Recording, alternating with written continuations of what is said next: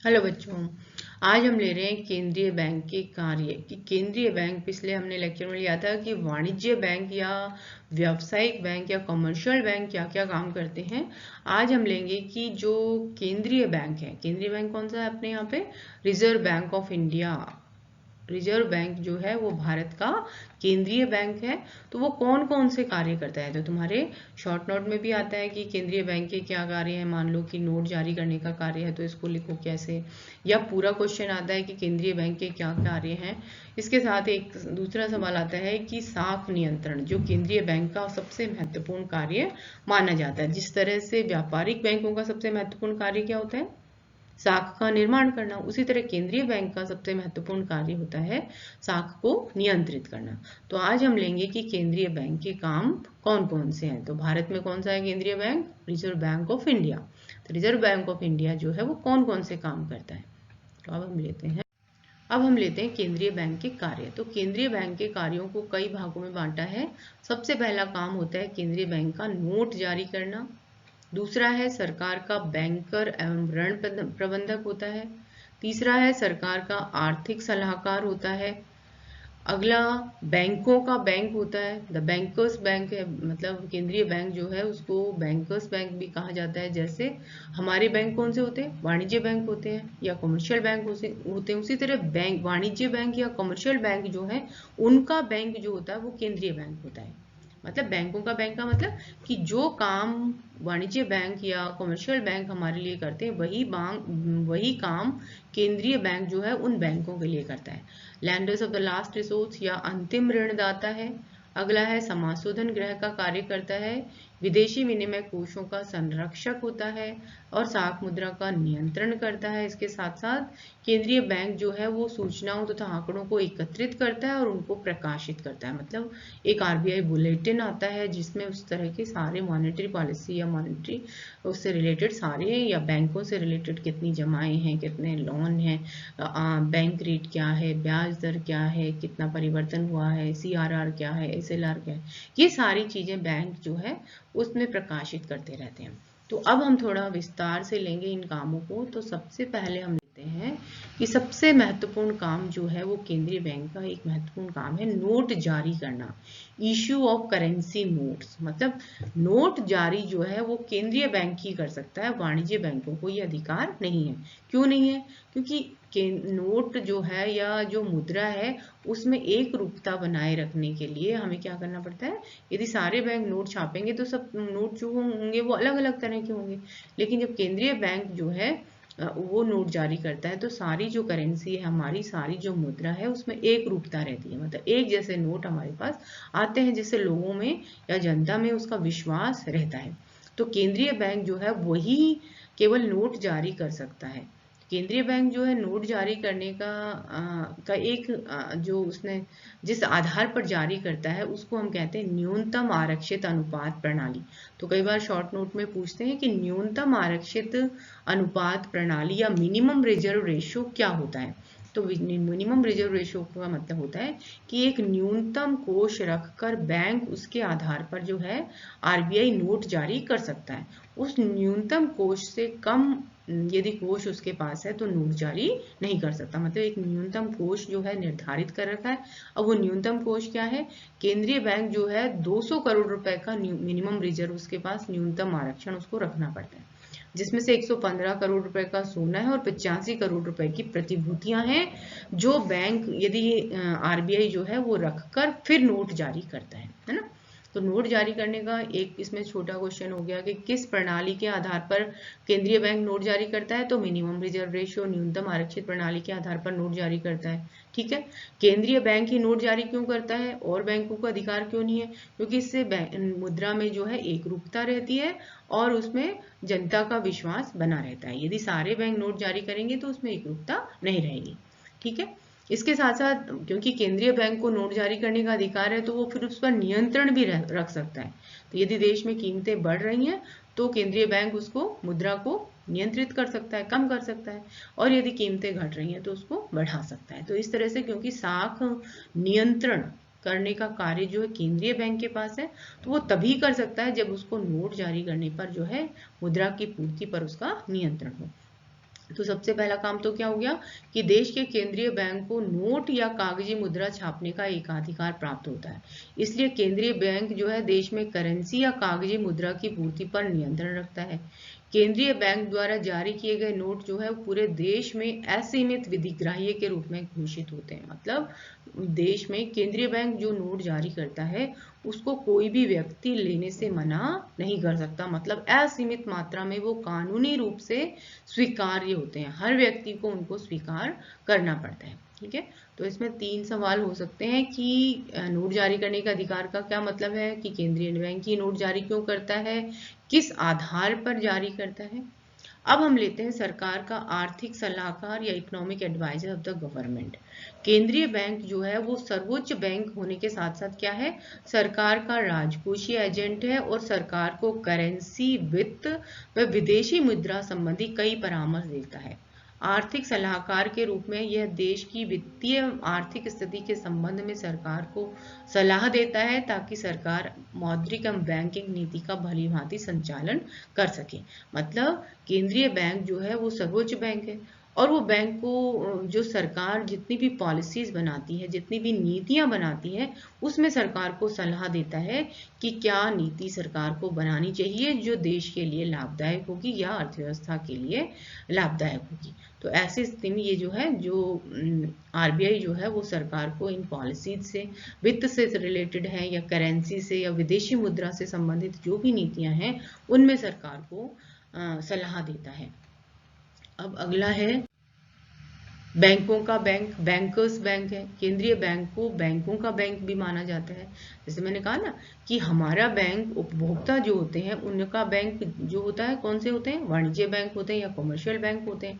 क्या काम करते हैं उसमें, हम अपनी जमा करते हैं, बैंकों से ऋण लेते हैं, या हम अपनी कुछ बहुमूल्य वस्तुएं वो बैंकों में रखते हैं, या बैंक हमारे लिए यात्री चेक और क्रेडिट कार्ड, डेबिट कार्ड और गिफ्ट चेक, इस तरह के चेक जारी करते हैं, है ना।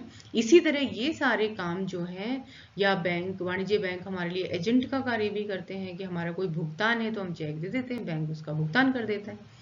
उसी तरह सरकार, बैंक जो है उनका बैंक जो होता है वो केंद्रीय बैंक होता है। वो उनके लिए वही सारे कार्य करता है जो एक साधारण बैंक या वाणिज्य बैंक अपने ग्राहकों के लिए करता है ना। तो केंद्रीय बैंक का एक महत्वपूर्ण कार्य साधारण बैंकों के लिए बैंक का कार्य करना है।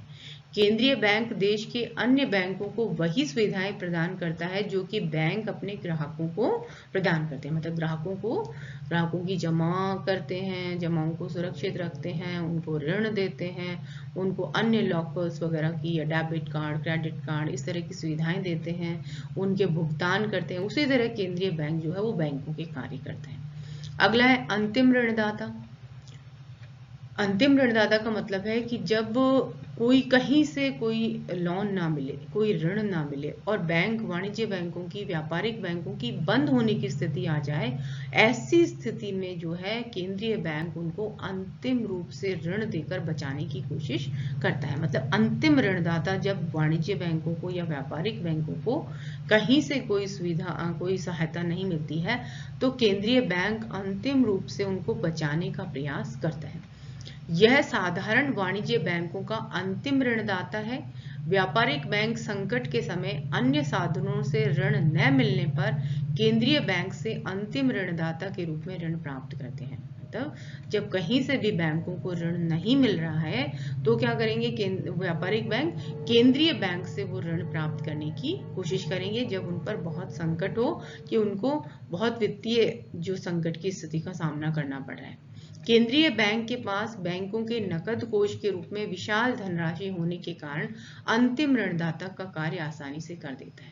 ठीक है, तो अभी आगे अपन पढ़ेंगे जब साख नियंत्रण की केंद्रीय बैंक जो है व्यापारिक बैंकों के नकद कोषों का कुछ भाग अपने पास रखता है। मतलब व्यापारिक केंद्रीय बैंक एक निर्धारित करता है कि एक निश्चित कोष जो है उनको केंद्रीय बैंक के पास रखना पड़ेगा, बाकी वो उधार दे सकते हैं। तो केंद्रीय बैंक के पास चूंकि व्यापारिक बैंकों का नकद कोषों का एक बड़ा भाग होता है, इसलिए जब बैंक संकट में होते हैं, व्यापारिक बैंकों पर कोई संकट होता है, तो केंद्रीय बैंक उस कोष में से उनको अंतिम रूप से ऋण देकर बचाने की कोशिश करते हैं। अगला है समाशोधन गृह का कार्य। केंद्रीय बैंक में संबंधित देश के सभी बैंकों के खाते होते हैं, है ना। केंद्रीय बैंक जो है, चूंकि सभी बैंकों का एक निश्चित, उनके नकद कोषों का एक निश्चित अनुपात अपने पास रखता है जमा के रूप में, इसलिए केंद्रीय बैंक के पास सारे व्यापारिक बैंकों के खाते होते हैं, वहीं पर होते हैं सारे बैंकों के खाते। इसलिए क्या करता है ये क्लियरिंग हाउस का मतलब है बिना लेन देन के, बिना मुद्रा के लेन देन के, नकद लेन देन के, मुद्रा का लेन देन तो होगा पर नकद लेन देन के बैंक एक के खाते से दूसरे के बैंक के खाते में हस्तांतरित करके क्या करता है, उनके वो जो लेना देना है उसको क्लियर कर देता है ना। केंद्रीय बैंक में संबंधित देश के सभी बैंकों के खाते होते हैं, है ना। इससे बैंकों के पारस्परिक दायित्वों का भुगतान केंद्रीय बैंक में खोले गए विभिन्न बैंकों के खातों से धनराशि का हस्तांतरण कर आसानी से किया जा सकता है। मतलब ए बैंक है, यदि पंजाब नेशनल बैंक है, उसको क्या करना है, स्टेट बैंक ऑफ इंडिया को कुछ भुगतान करना है, तो केंद्रीय बैंक क्या करेगा, पंजाब नेशनल बैंक के खाते से पैसा ट्रांसफर किस में कर देगा, एसबीआई में, स्टेट बैंक ऑफ इंडिया में। मतलब बैंकों को कोई लेन देन नहीं करना पड़ा, कैश में कोई लेना देना नहीं करना पड़ा, बैंक उसके खाते से उसके खाते में वहीं पर हस्तांतरित कर देता है।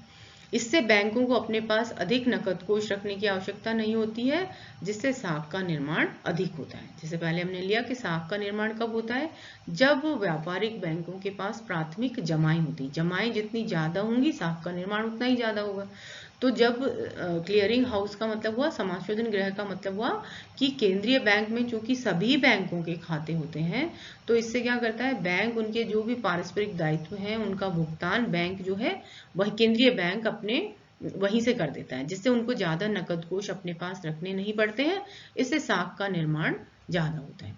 अब हम लेते हैं विदेशी विनिमय कोषों का संरक्षक, कि जितनी भी विदेशी विनिमय कोष हैं उनका संरक्षक कौन है, केंद्रीय बैंक। केंद्रीय बैंक देश के विदेशी विनिमय कोषों का संरक्षक होता है। देश की मुद्रा के बाहरी मूल्य को स्थिर रखना, मतलब विदेशी विनिमय दर जो है उसको स्थिर रखना केंद्रीय बैंक का एक महत्वपूर्ण कार्य होता है। इसके सफलतापूर्वक संचालन के लिए केंद्रीय बैंक विदेशी मुद्राओं के कोष संचित रखता है। साथ ही विपरीत भुगतान संतुलन को संतुलित करने के लिए केंद्रीय बैंक विदेशी विनिमय कोषों को संचित रखता है। मतलब केंद्रीय बैंक के पास क्या है, विदेशी मुद्रा जो है वो संचित रहती है और ऐसे वो उसको स्थिर रखने का प्रयास करता है। क्योंकि परिवर्तनशील विनिमय दर प्रणाली में क्या होता है, विदेशी मुद्रा की मांग और पूर्ति के आधार पर विनिमय दर का निर्धारण होता है। इसलिए केंद्रीय बैंक जो है उनको संचित रखकर उसको सुरक्षित रखने का प्रयास करता है। अगला सबसे महत्वपूर्ण कार्य जो माना जाता है केंद्रीय बैंक का, वो है साख मुद्रा का नियंत्रण, कंट्रोल ऑफ क्रेडिट। जैसे पहले मैंने बताया ना कि व्यापारिक बैंकों का सबसे महत्वपूर्ण कार्य है साख का निर्माण करना, लेकिन केंद्रीय बैंक के पास क्योंकि नोट जारी करने का अधिकार केंद्रीय बैंक के पास है, विदेशी विनिमय कोष जो है वो केंद्रीय बैंक के पास सुरक्षित है। तो ऐसी स्थिति में और व्यापारिक बैंकों का एक निश्चित कोष जो है केंद्रीय बैंक अपने पास रखता है, तो ये सारी चीजें ऐसी हैं जो उसको साख मुद्रा को नियंत्रित करने में मदद करती हैं। कि यदि देश में कीमतें या मुद्रास्फीति की स्थिति ज्यादा है या कीमतें बहुत तेजी से बढ़ रही हैं, तो केंद्रीय बैंक क्या कर सकता है, विदेशी मुद्रा की पूर्ति पर को नियंत्रित करके कीमतों को नियंत्रित कर सकता है। मतलब जितने भी क्या कहें कि व्यापार चक्र जिसको कहते हैं तेजी और मंदी की स्थिति आती है, तो उनको नियंत्रित करने में केंद्रीय बैंक की महत्वपूर्ण भूमिका होती है। तो केंद्रीय बैंक का महत्वपूर्ण कार्य साख की पूर्ति तथा उस पर दिए जाने वाले ब्याज दर पर नियंत्रण करके कीमत तथा समूची आर्थिक क्रिया में स्थिरता लाना है। केंद्रीय बैंक का उद्देश्य अर्थव्यवस्था में व्यापार चक्रों अथवा उतार चढ़ाव को होने से रोकना है, ताकि स्थिरता के साथ आर्थिक विकास संभव हो सके। अगला केंद्रीय बैंक का एक कार्य है सूचनाओं तथा आंकड़ों को एकत्रित अथवा प्रकाशित करना। मतलब जितनी भी वित्तीय या मौद्रिक सूचनाएं हैं उनको केंद्रीय बैंक जो है उससे संबंधित आंकड़ों को केंद्रीय बैंक समय समय पर प्रकाशित करता है, एकत्र करता है और उनको प्रकाशित करता है, जिससे क्या होता है सरकार को आर्थिक नीतियों को निर्मित करने में सहायता मिलती है। मतलब विदेशी विनिमय में भी और जितनी भी आर्थिक नीतियां होती हैं सरकार की देश के विकास के लिए, उन सबको बनाने में सरकार को मदद मिलती है। तो इसलिए केंद्रीय बैंक के जितने भी आंकड़े, सूचनाएं और आंकड़े को एकत्र करके वो प्रकाशित करता है, तो इससे सरकार को उन नीतियों को और लाभदायक बनाने में सहायता मिलती है। तो इस तरह से ये हमारे हुए केंद्रीय बैंक के कुछ महत्वपूर्ण कार्य, तो जिसको हमने लिया कि क्या क्या उसके कार्य हैं। Thank you.